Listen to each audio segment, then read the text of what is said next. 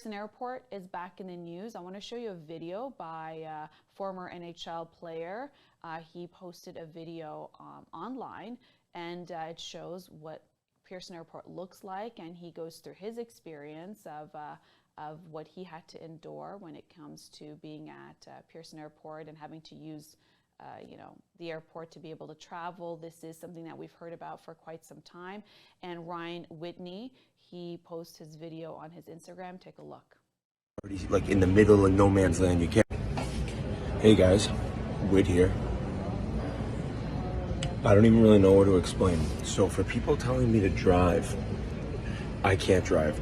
They have my bags, they won't give them back. So I had Edmonton to Toronto yesterday. I landed around 3.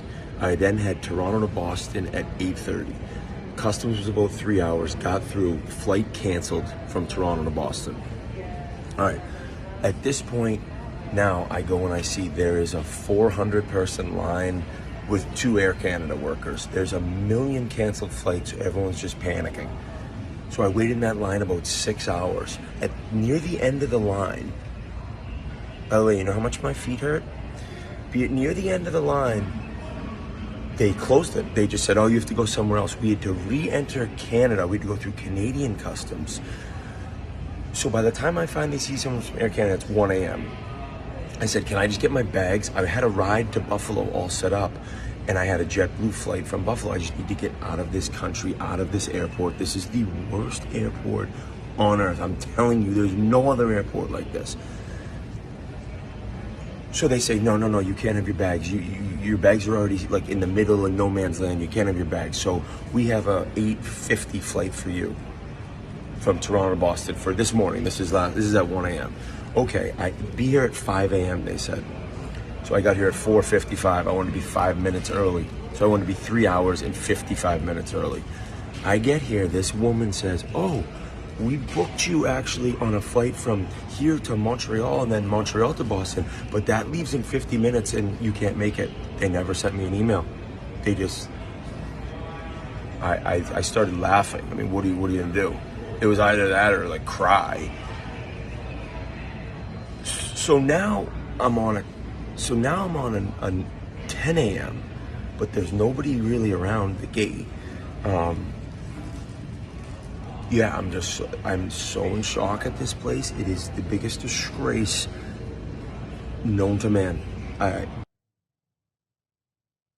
There's a video of his experience at Toronto Pearson Airport. We've heard for quite some time about how difficult the situation is there when it comes to getting through security, going through customs, the baggage claim. As you can see, the baggage, we've shown you videos before where they're just piled up on top of each other.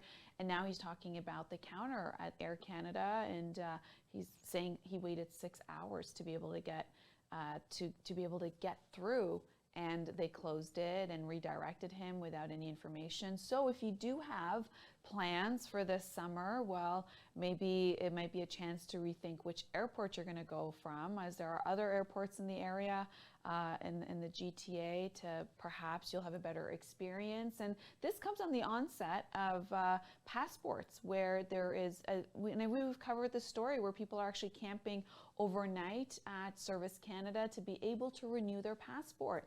And the lineups are extremely long, and people staying overnight to be able to get in because they can't even get an appointment to renew their passport. And when it comes to people who have flights to catch, usually you're able to pay a small fee, just a little bit more than what it takes to renew your passport, for a quicker turnaround time to get your passport for a trip that's coming up soon. If you can show your itinerary that is within the next 24 to 72 hours. Well, essentially that's not the case as when it comes to getting your passport or being able to fly out of Canada's largest airport, Pearson Airport. Well, this is the experience Canadians are having, or travelers, and for people who actually do have to travel and not necessarily going on vacation, but they have to travel for work. Well, this is something to be mindful of, and this video actually is a PR nightmare for Toronto Pearson Airport, as when you have somebody of a celebrity status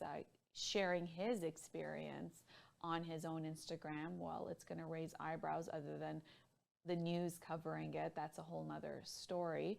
But yeah, I mean, a 2-hour drive to take a Buffalo airport, then you have other airports in the area, and you have the downtown one if you are catching a connection flight. So maybe it's something that is worth considering, as opposed to waiting at Pearson Airport for hours on end. It might be easier to go somewhere else, but that's for you to judge. We're just covering the news.